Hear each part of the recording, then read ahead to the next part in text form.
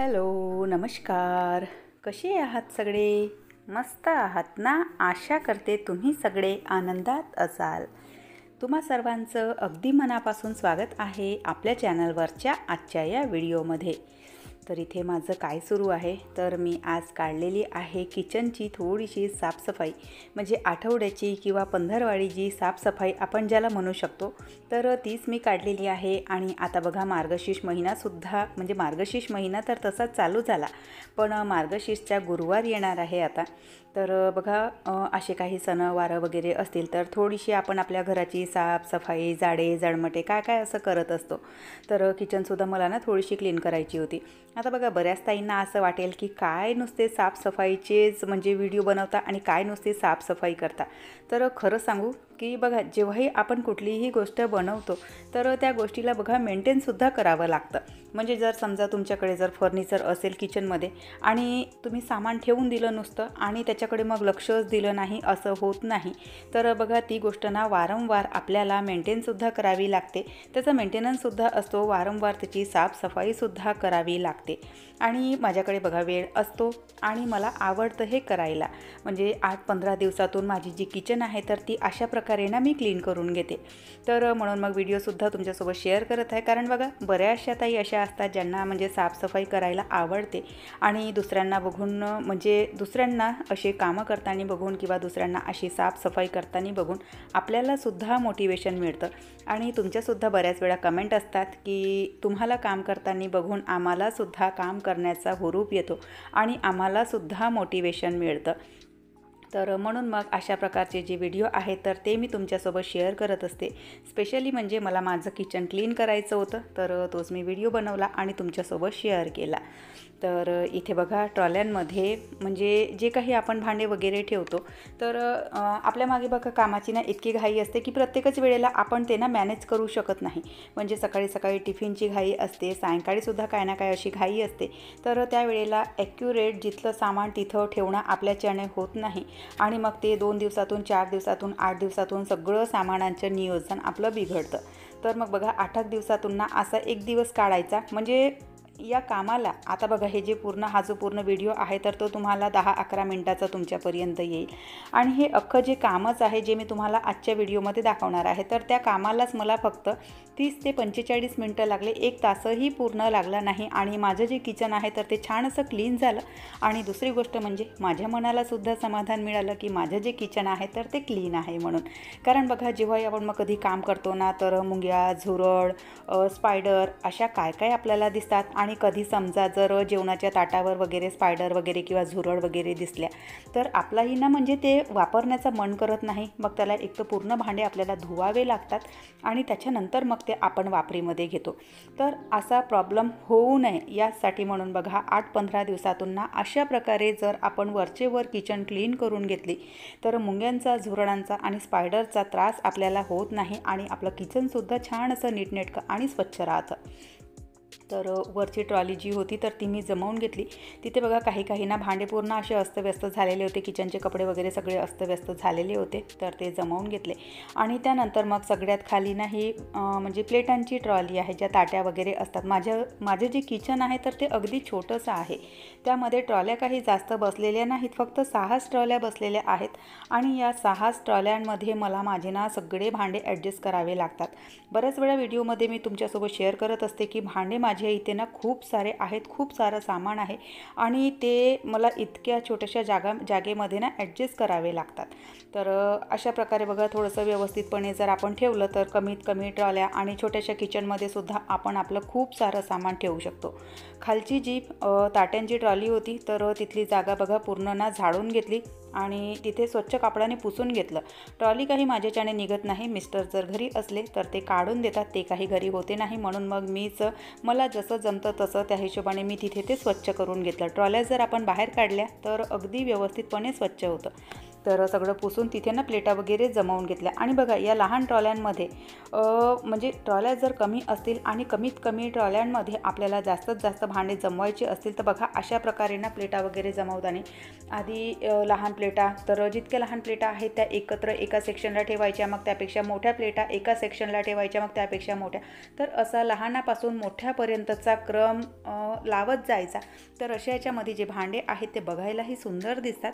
आणि दुसरी गोष्ट म्हणजे कमीत कमी जागेमध्ये आणि कमीत कमी ट्रॉल्यांमध्ये ना खूप सारे भांडे आपण ठेवू शकतो.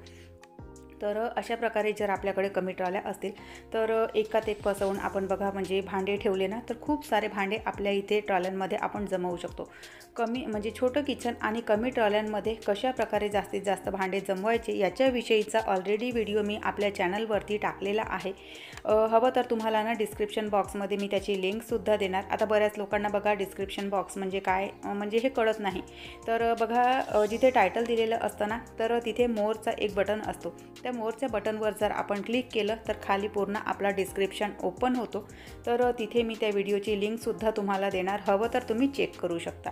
तर अशा प्रकारे बघा वरच्या ज्या सगळ्या ट्रॉल्या होत्या तर त्या मी ना व्यवस्थित करून घेतल्या, सगळ्या पुसून घेतल्या.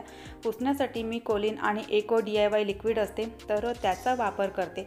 त्याच्याने सगळं बघा स्प्रे करून घ्यायचं आणि एका कपड्याने पुसून घ्यायचं आणि त्यानंतर मग पुन्हा आणखी एका सुक्या कपड्याने पुसून घ्यायचं.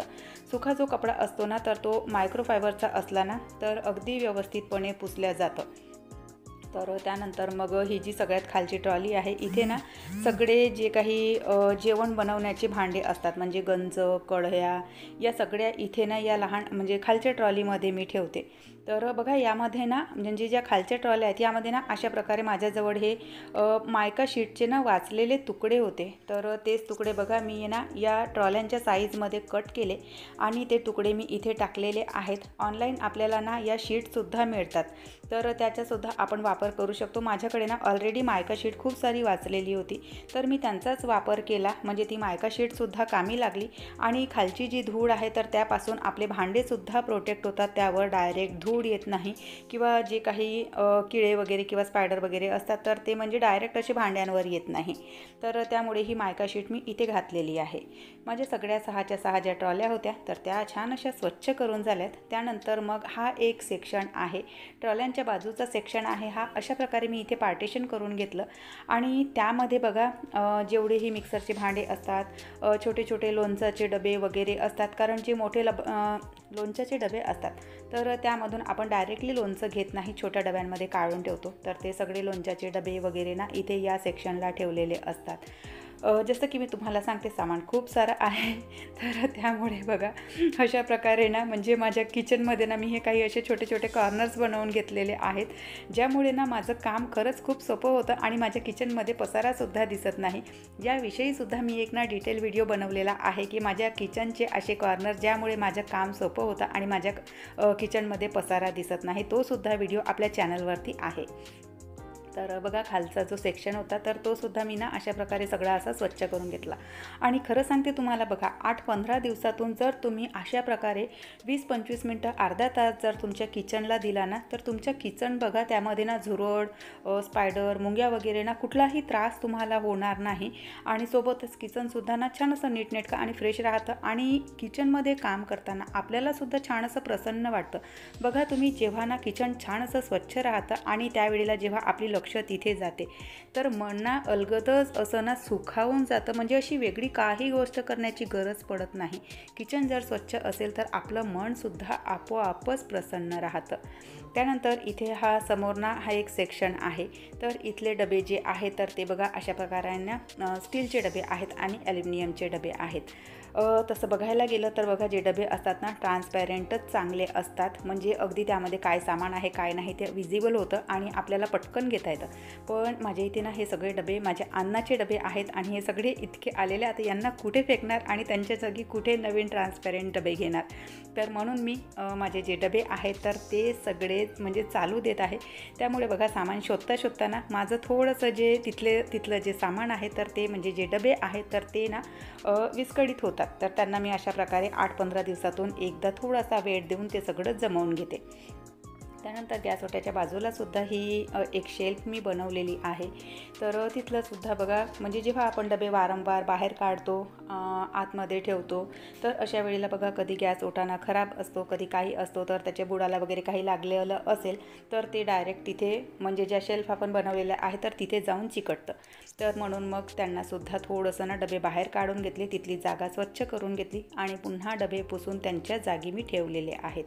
तर अशा प्रकारे बघा जितक्याही शेल्फ होत्या ना, तर त्या सगळ्या मी स्वच्छ करून घेतल्या. तिथले जे डबे थोडेसे असे घाण वाटत होते तर त्यांनाही पूसपास करून त्यांच्या जागी ठेवलं. आणि त्यानंतर या ज्या शेल्फ आहेत तर यांना बाहेरून सुद्धा एक कपडा मारून घेते. तसं बघा रोजची ना हलकी फुलकी डस्टिंग माझी चालूच असते. सकाळी जेव्हा मी किचन क्लीन करते तर त्यावेळेला ना हलकी फुलकी डस्टिंग मी करून घेते. आणि माझ्या इथे मेन प्रॉब्लेम असा की किचनमध्ये मी चिमणी टाकलेली नाही आहे. त्यामुळे ना जीही आपण फोडणी वगैरे करतो तर जो एक्झॉस्ट फॅन असतो तर तो काही तेवढा सांभाळत नाही. त्यामुळे मग इथे ना तेलाचे वगैरे ना थोडेसे असे डाग वगैरे लागलेले असतात. तर त्यामुळे रोजच्या साफसफाईमध्ये ना म्हणजे एकदम तितकं शक्य होत नाही. म्हणून मग 8-15 दिवसातून अशा प्रकारे ना एखाद वेळा हे सगळं मी स्वच्छ करून घेते. तर चला, सगळ्या ट्रॉल्या आणि सगळ्या जे शेल्फ होत्या त्या स्वच्छ करून झालेल्या आहेत. त्यानंतर इथे खालीसुद्धा कॉलिन आणि DIY स्प्रेचा स्प्रे करून कपड्याने ना सगळं हे पुसून घेते. तर चला, सगळं जवळपास किचन जे आहे माझं क्लीन झालेलं आहे. व्हिडिओ मी इथेच संपवते. आशा करते तुम्हाला आवडला असेल. व्हिडिओ कुठे जरी आवडला असेल तर लाईक करा. चॅनलवर पहिल्यांदा आले असाल तर सबस्क्राईब करा. बेल आयकॉनसुद्धा क्लिक करा, जेणेकरून माझे येणाऱ्या व्हिडिओचं नोटिफिकेशन तुम्हाला असंच मिळत राहील. व्हिडिओ कसे वाटतात ते सुद्धा न चुकता कमेंट करून सांगत चला. आणि अशाच प्रकारचे छान छान व्हिडिओ बघण्यासाठी सबस्क्राईब तर कराच, पण सोबतच बघा घंटीचं बटनसुद्धा दाबा, ज्यामुळे जोही व्हिडिओ मी पोस्ट करणार त्याचं नोटिफिकेशन तुम्हाला मिळेल आणि असे छान छान व्हिडिओ तुम्हाला बघायला मिळतील. तर चला, आपण भेटूयात नंतरच्या व्हिडिओसोबत. तोपर्यंत सगळ्यांना बाय, सगळ्यांना धन्यवाद. हर हर महादेव.